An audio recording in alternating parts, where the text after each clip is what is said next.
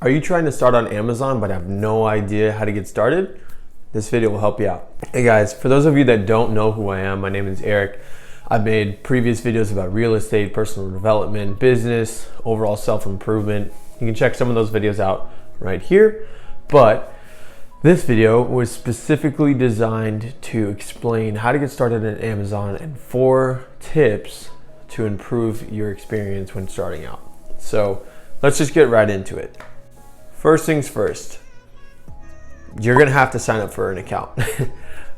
You need an account to start selling on Amazon, and it's very simple. You go online, type in your name, your username, sign up, very simple. That allows you to start selling on Amazon. But the thing with this is, now that you have started, you have a lot of restrictions. You only have a specific amount of things that you can sell, unlimited amount of items to sell, but you have restricted access in the sense that, like, you may not be able to sell baby products, specific toys, video games, things like that, because you're so new. You have no reviews. There has no way for them to be like, this guy's credible. But there are things that you can sell that a lot of people do and still do and make hundreds of thousands of dollars a month doing this. The second thing that you need to know when starting on Amazon is knowing how the bestseller rankings work. Now, every product ever on Amazon has some sort of ranking system in order to know if it's a good product, bad product, sells a lot, doesn't sell a lot.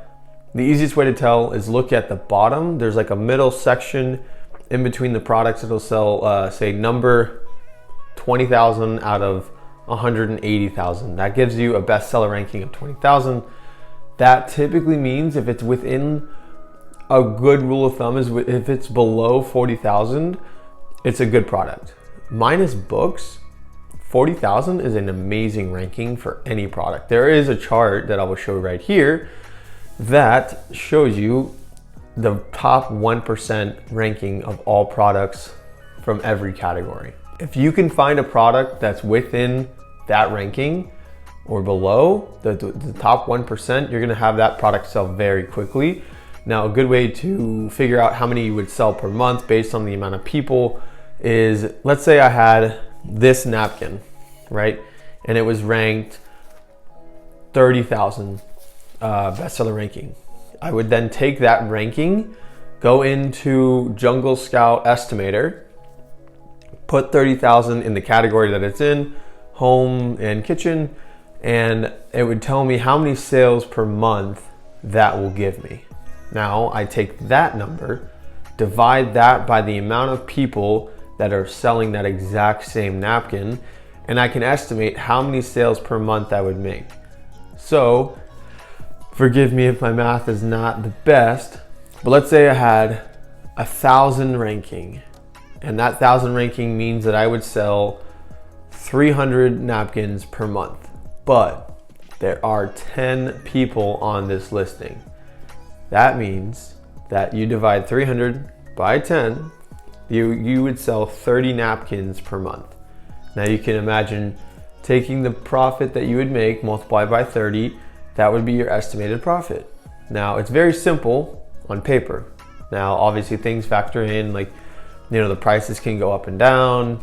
It might take longer than you expect to sell, but typically that's a very good guideline to use, is just based on the numbers and on the data, looking at where the numbers are in order to judge what your next move should be. The third way to get started on Amazon is to start by selling more of what requires hustle and hard work, such as retail arbitrage, and more specifically, books. Books are probably the best way to get started because of the fact that it's such a grind, and you appreciate the numbers a lot more because they also can have a very good return. For example, I've bought books before where I got it for $3 and I sold it for $470 because of the fact that nobody knows these values of these books in the Goodwill stores or the thrift shops. Like, you go into these places, you spend an hour looking for books, you come out, you might leave with like $100 profit or $1,000. You never know. Like, you might pick up a gold mine, you might come out of there with $7 profit. Like, it's such a grind And you have to appreciate it for what it is, because it's not easy to do Amazon selling. It does take a lot of time, a lot of effort in order to like find the right products. But once you find the right products, or like you know exactly what you're doing, it becomes a lot easier. But the easiest way to learn the market is by selling books or doing retail arbitrage. For example, you go into a store like Walmart, you go to the clearance section.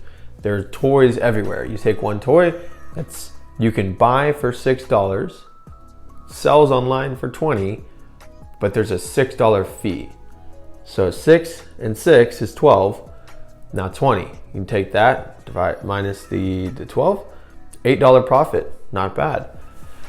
Basically, you're doing this to figure out what your numbers are, and doing it over and over again will kind of help you figure out like what's a good buy, what's not a good buy. And then you can factor in like profit margin, percentage, return on investment, and things like that. It's very simple to do. There's calculators everywhere. We're not going to get into that as far as like dividing the numbers and making sure ROIs works out. But if this video does get 15 likes, I'll be more than happy to do like a calculations video where I can like show you guys what numbers to run in order to figure out if it's a good deal or not. But very simply, if you're buying it for less than you can make, you should probably buy it. So if that makes sense, you buy something for $5, you can sell it for $15, and there's a $5 fee. That's a $5 profit. Generally, rule of thumb, $5 profit is like perfect margins to make. Unless you're selling like a $5,000 item and you're only making $5, you're doing something wrong. But the point of this is to start small. Start with like, you know, your $5, your $10, your $50 items. Anything under $100, you should probably like start and focus on. And then as you get bigger and bigger, you can scale up to maybe like the $100 items if you need to. But typically it's best to just stay within the like $20 to $40 range as far as like what you're buying per item. And then if those margins are good enough, then you're rocking and rolling. But typically books are the most recommended because there's so many of them and they're never going out of style. It's a very simple and easy way to get started. There's always going to be books somewhere and you can sell them to somebody. There's a lot of competition, absolutely, but you can absolutely get started today by selling books on Amazon. Okay, the fourth way to get started on Amazon is to join groups on either Facebook, follow people on YouTube, follow people on Instagram, on Twitter, whatever the case is. There's thousands of people out there that have a channel or a group or a meetup, whatever the case. There's people out there that know and have done exactly what you've done and are now doing it at a massive scale. For example, Reezy Resells, the guy I watched when I first started. So Gary Vee made a video about Reezy Resells. I started watching Reezy Resells.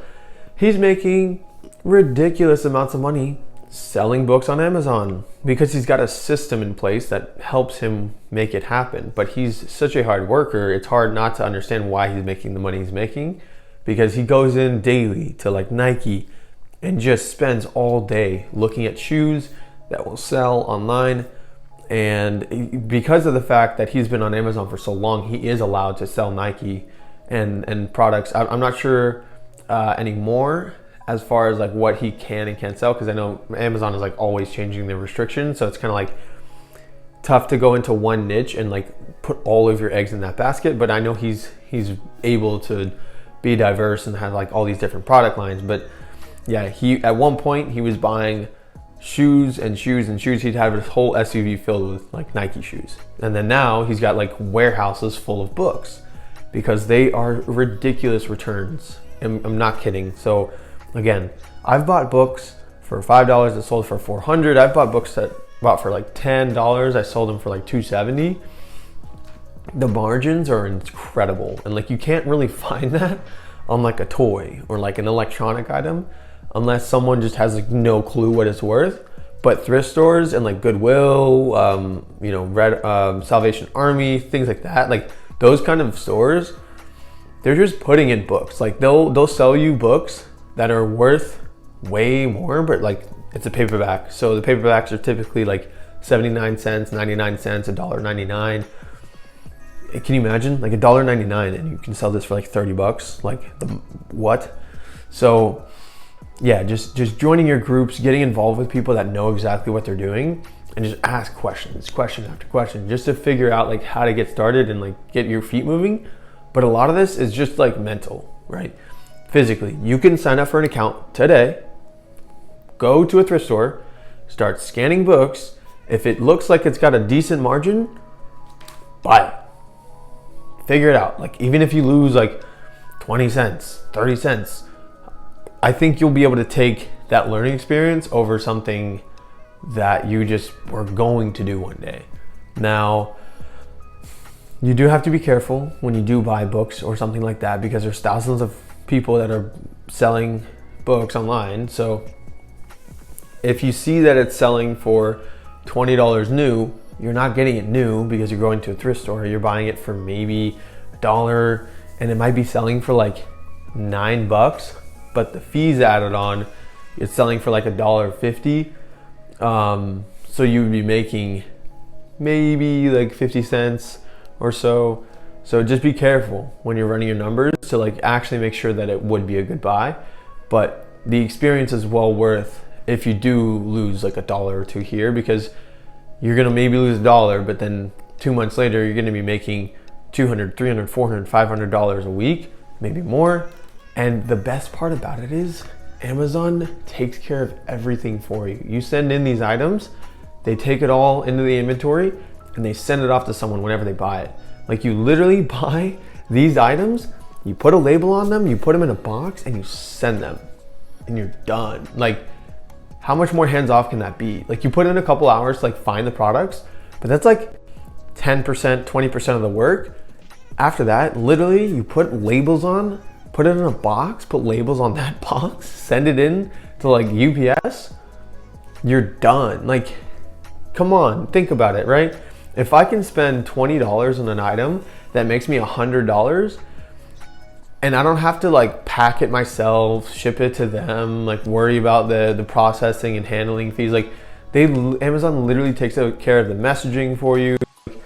The platform is so huge, people have not taken advantage of it, and I hope that you guys can jump on this train before it just takes off and you feel like you missed out. So thank you guys so much for watching. If this video gets 15 likes, I will, like I said, run a video on the calculations of like what is exactly a good buy and like things like that, so you guys get an idea of what would be necessary in order to like run the numbers on in order to make sure it's a good buy for you guys for the future. But thank you again. Please like, comment, and subscribe if you found any sort of value on this. This allows us to grow our channel faster so people like you can see our videos and get more engaged and we can impact more people. So thank you guys so much for watching again. You have a good one.